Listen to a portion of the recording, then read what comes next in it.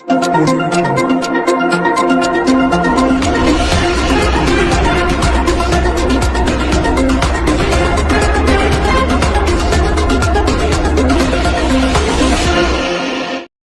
Commissioner Agra Shri Deepak Kumar के निर्देशन में साइबर अपराधियों के विरुद्ध कार्यवाही निरंतर जारी है।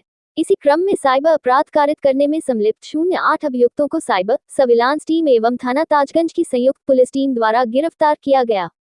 कब्जे से 42 ATM card, 09 mobile phone, 1 car, 11 chequebook, रु 215 नेपाली मुद्रा सहित 3,412 रुपए बरामद किए। हमारी साइबर सेल टीम ने और साइबर सर्विलांस और काउंटर इंटेलिजेंस टीम को इनपुट मिला था कि कुछ लोग आगरा के एक होटल में इकट्ठा हुए हैं म्यूल अकाउंट्स लेकर उसमें साइबर ठगी करने के लिए। उसी क्रम में 8 लोगों को गिरफ्तार किया गया है, जिसमें से 2 लोगों के ऊपर पहले से मुकदमे दर्ज हैं साइबर फ्रॉड के और अलग अलग राज्यों में। इनके पास से हमें 42 एटीएम कार्ड्स और 11 चेकबुक और अन्य डिटेल्स मिली हैं। ये इनमें से 2-3 लोग डायरेक्ट विदेश में बैठे जो साइबर अपराधी हैं, साइबर ठग हैं, उनके सरगना हैं, उनके संपर्क में थे। वे उनके इशारे पर ये भारत में बैठे भोले भाले लोगों के अकाउंट म्यूल अकाउंट्स खुलवाकर उन अकाउंट्स की डिटेल्स उनके पास भेज देते थे, जिसमें फिर साइबर ठगी का पैसा लोगों से लेकर घुमाया जाता था। इसके बदले में सर इनको कोई कमीशन मिलती थी? इन्होंने 2% कमीशन की बात अभी स्वीकार की है कि हर एक अकाउंट्स पे जो भी ट्रांजैक्शन होता था तो उसे इन्हें 2% का मुनाफा इन्हें भी मिलता था। बाकी जो भोले भाले लोगों के अकाउंट खुलवाए जाते थे तो उन्हें % टू % वरी करता था। किसी को कुछ 1000 रुपए देकर भी उनके अकाउंट खुलवाकर उनकी जानकारी विदेश में बैठे लोगों के साथ साझा की जाती थी। कितना अमाउंट ट्रांजेक्शन हुआ कुछ पता चला?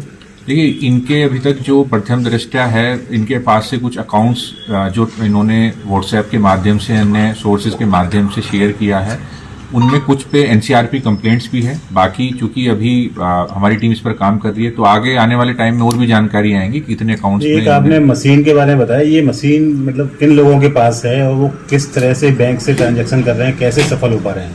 लेकिन इन लोगों ने बताया है कि जब इनसे पूछा गया कि ये धोखाधड़ी की रकम को कैसे विदेश में बैठे ठग निकाल लेते हैं तो उनके द्वारा बताया गया और कुछ चीजें दिखाई भी गई कि कुछ मशीन्स और सॉफ्टवेयर को वो लोग यूज करते हैं, जिसमें कार्ड की डिटेल्स डालकर जो कि करंट अकाउंट से लिंक रहता है उसकी डिटेल्स डालकर ऑटोमेटिक ट्रांजैक्शन शुरू हो जाता है। फिर वो अलग अलग अकाउंट के माध्यम से रोटेट किया जाता है और फिर वो क्रिप्टो को में कन्वर्ट करके या अन्य माध्यम से विदेश में बैठे साइबर ठगों के पास तक। तो मशीन के बैंक इन्हें दे रहा है, कौन दे रहा है इनको ये? देखिए, जैसे कि इन्होंने बताया कि ये मशीन विदेश में बैठे लोगों के द्वारा इस्तेमाल की जा रही है, तो उसके बारे में अभी तक ज्यादा जानकारी नहीं मिल पाई है। बाकी उसके बारे में भी जानकारी एकत्रित की जाए। तो ये पैसा कहाँ से आ रहा था, किस तरह से इनके पास इनपुट कैसे हो रहा था पैसे का? देखिए, इसमें 3 लोग डायरेक्टली विदेश में बैठे ठगों के संपर्क में हैं, जो कि उनके पास चैटिंग भी है। उनके पास से कुछ लोगों की आईडीज भी मिली हैं जो कि विदेश के रहने वाले हैं।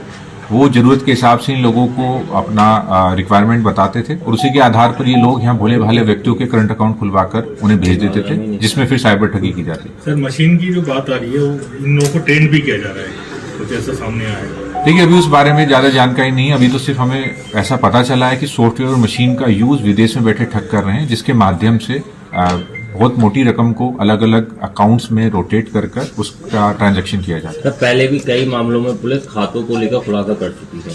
खाते खुलवाए जाते थे, ठगी की जाती थी, उन खातों में रकम की जाती थी। क्या ये गैंग भी उन्हीं पहले जो कंबोडिया का जो गैंग था उन्हीं के लोगों के संपर्क में था, ये अलग है? देखिए, जैसा आप सभी जानते हैं कि साइबर अपराध कारित करने वाले अपराधी और इसके मोडस ऑपरेंडी में अलग अलग लेयर होती हैं। इसमें एक तो इनके मुख्य साजिशकर्ता होते हैं जो कि विदेश में बैठकर ये पूरा ऑपरेट करते हैं। दूसरे इंडिया में बैठे इनके हैंडलर होते हैं जो इन्हें रिसोर्सेज उपलब्ध कराते हैं। रिसोर्सेज चाहे भोले भाले लोगों को साइबर स्लेवरी के माध्यम से विदेश भेजना हो, उन्हें म्यूल खाते उपलब्ध कराना हो, या फिर सिम बॉक्स के माध्यम से उन्हें यहाँ बैठे लोगों की जानकारी देना हो। तीसरे वो लोग जो कि इनके झांसे में आकर लोगों के अकाउंट खुलवाकर इन्हें प्रोवाइड करते हैं। तो पिछले केस में हम लोगों ने विदेश में जो जाकर ये पूरा साइबर अपराध कारित करते थे उन लोगों को अरेस्ट किया था। आज में जो इनके हैंडलर्स हैं, साथ ही साथ जो इनके